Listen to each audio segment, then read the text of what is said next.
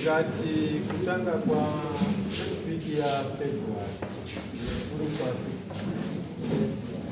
walikuya pakauya kugara February so 6 pokaitwa gare private nekuti nani oziwa sasabu nzvimbo iyoyo meeting yaitwa yakazi iri kuitwa yekugadza sabu nyora ini handina kudaidza saka zvaitwa pakaiswa vanhu avo ndakadoma avo ndivo vakumhanya nefu saka handisizori zvakafamba sei iningirisa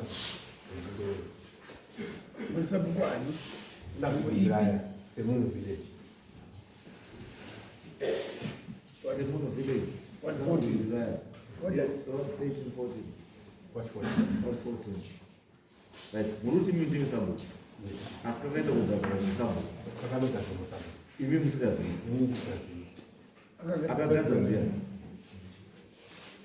ina handina padare pane umwe ari padare pacho iwo imi pamazira makaita obvious kumuzotaura kuti pakagadzwa sambo makatoudziwa kuti panhingi agadza sambo kuti vakagadzwa hanzi papayo anozoona sopotsa vakagadza chairman nasecretary navice secretary ndivo vakumhanya nekusvika izvozvo sopotsa ndiani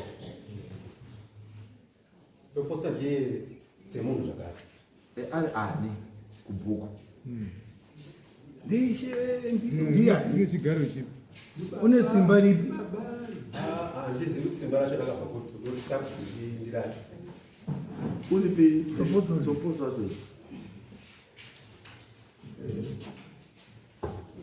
sopotsa murume vari mukadzi mukadzi namai murume saka mai musimudza mati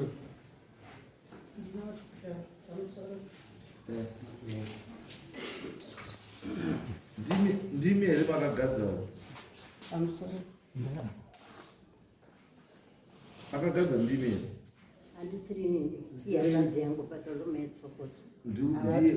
ndiye wandiri kuda iye iye ndiye wati kuda iye hasikuzwa mushe orit simba rekuti agadzisa bhuku raronga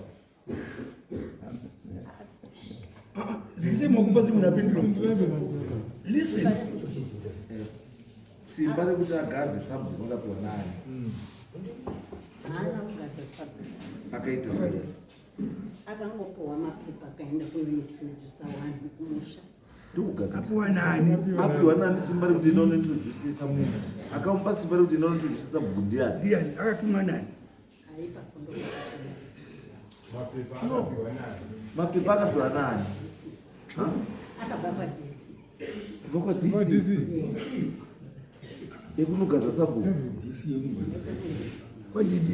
ekuanaudza kuti matolovendi hasa izwai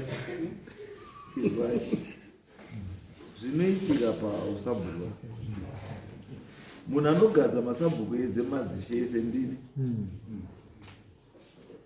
hakuna saisha anogadzwa ndisingazivi ende hakuna sabhuku anogadzwa ndisingazivi pepa rasabhuku richienda kuharare signesha yangu inofanira kunge rikwana isati yakwarendi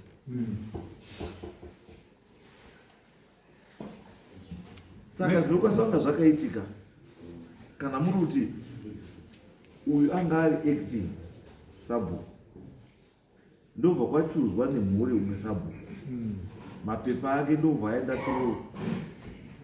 system kunosvika kuharare pakadzoka mapepa ake kuti mapepa adini aapruvwa kuti ndiye akuita sabhuku procedure inoti kana adzoka ishe wenzvimbo iyoyo ndiani ndimedzani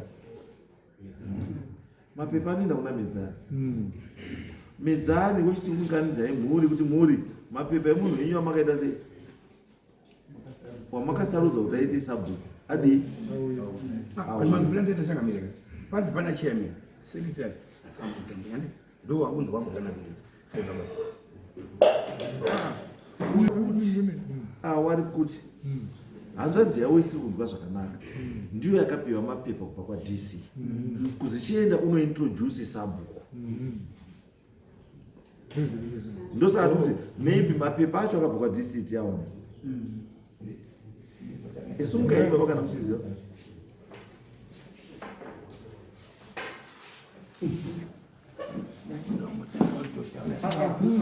ndinoda mapepa akabva kwadc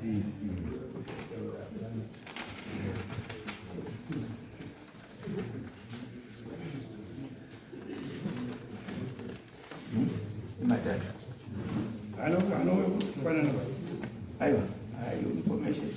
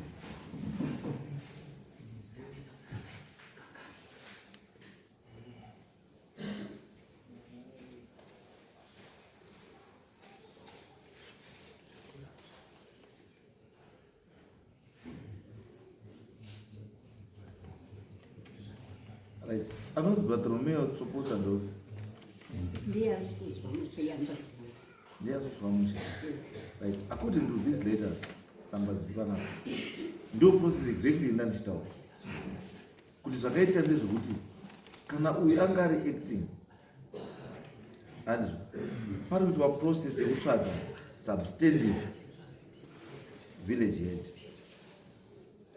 panouya mapepa aya hamungoendi mangosvika kuvillage kutosvika kuti tatopo izvo zvizvo handizvo that's not it pane chinhu chinonzi handover and take over ini kuti ndiite mambo papaine acting chief mutasa as acting chief mutasa pakauya tsamba yangu takatodaidzwa tiri 2 kuofisi kwaDDC kunzi atsamba yadi yauya ngatichitonge kuti musi wefriday toita futi meeting yehandover take over kuti mambo maoutstanding cases zvimwe zvazvoda kuitwa zviri pamberi ndopaunozvipiwa ipapo uchitasi hatina kutanga nongota tsamba yangu yawa ndatobva naingwarayatoya right watushuyai kuno kudai ndinda mambo ndato mambo zichiyanai neuyu no it's an African hapana hunhu haipa panoleka chi yes for sure Tsopotsa Bartolomeo Langanai akaappointiwa musi wa 6 February 2025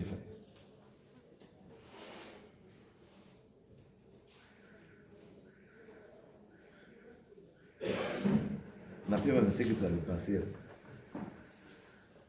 meaning kuti Tsopotsa Bartolomeo ndiye achi ndiye asubstantive village head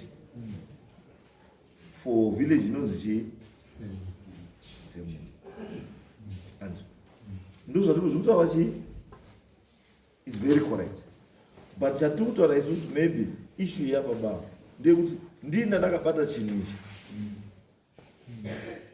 nguva yese, asi hamuna kuzomboitawo ketesi yekuti munditaura kuti apa muni chiuyai panapa ndima muri kuektaka chiuyai panapa mapepa akazobuda.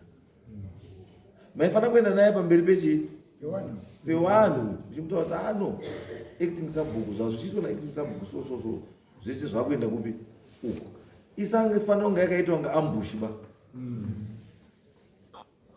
yanga isingafana kuti angachi ambush, yaifanira kuitwa zviri pajikerere because these papers are authentic.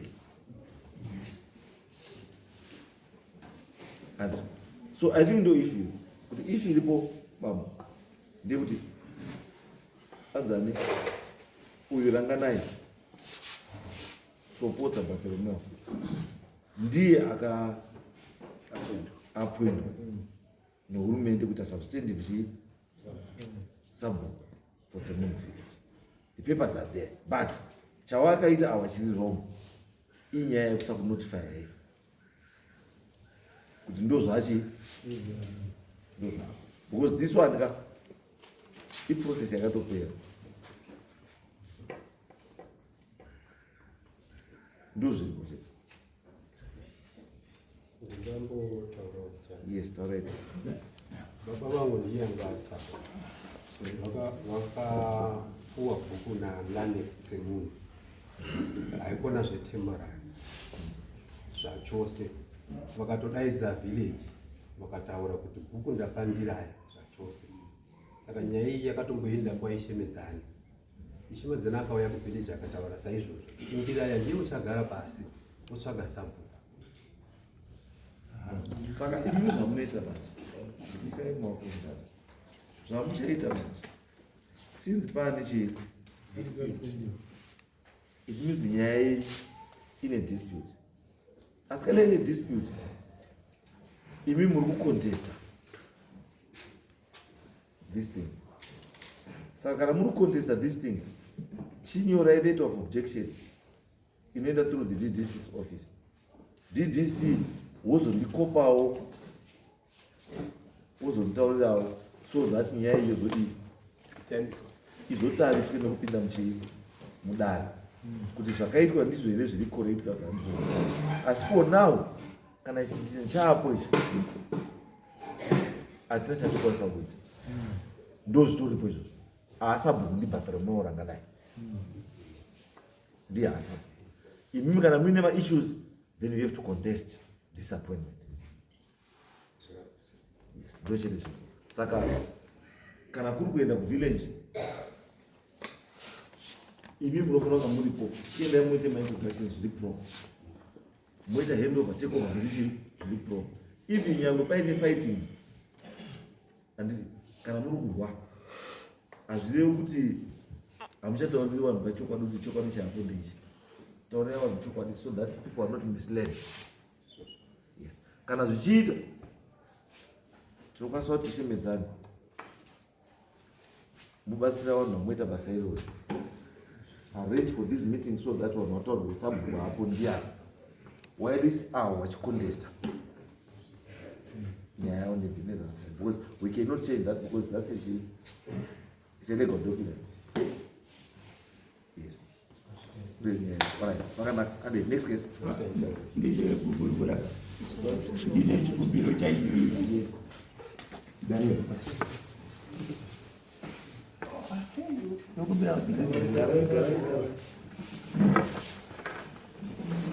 Pamusoro changamiro wangu takauya pano mumashure Wellington Mupfunya Tobias Makauya kudari.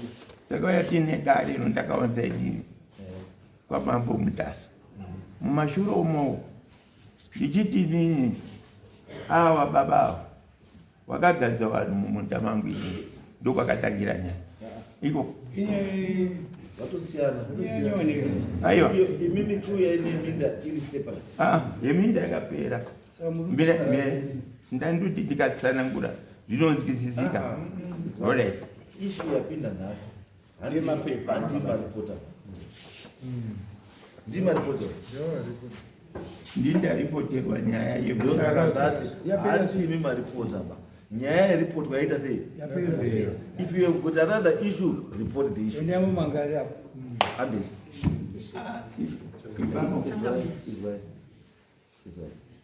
is why that nyaya yapinda mvura yapera kana muine mamwe other issues not up don't mix kana dzadziminda that's something else kana yaland dispute yaland dispute todira neland dispute asi yauya muno munhu asindechi ndiye usabhuku ndo pane nyaya yacho kuti awa ni nyaya minda varikutenga minda yakagarisa saka waisaka nyaya kwandiri kurambe chiextenda nyaya vanhu vakagarisa mundau vachibhadharisa ndibhathero bewere bezina yatombodaidzwa pakesi ndimi here bhathero nevakagadzwa usabhuku ini ndiri kupfunya akapiwa nyaya kuti hanzadzi yake yabhathero yakaitorina chisunga imwende but inyaya dzenza kuti adzosabhuku ndedza bhathero chisunga imwende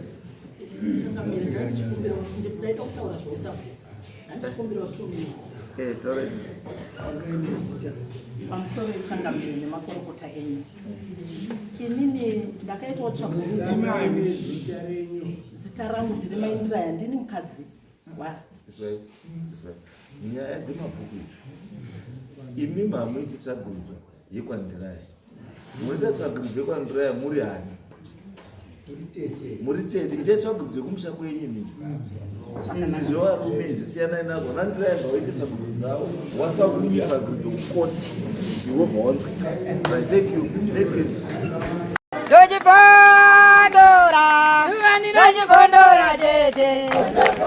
Teachcatch MTV inokupa nyaya dzakasiyana-siyana dzinoitika mumatunhu atigere neakatikomberedza, dzinotyisa, dzinofundutsa, dzinokatyamadza pamwe chete nedzinosetsa. Kuti musarasikirwe nenyaya idzi, munoenda paYouTube channel yedu Teachcatch MTV, mondo subscribe ipapo, musakanganwe kulaika pamwe chete nekushare, musazokoshiwe kupfanya kabhatani ako ndokabheroka kuitira patinokanda chinopisa munoyeuchidzwa. Teachcatch MTV tinodzifamira. Dojibondora, tete.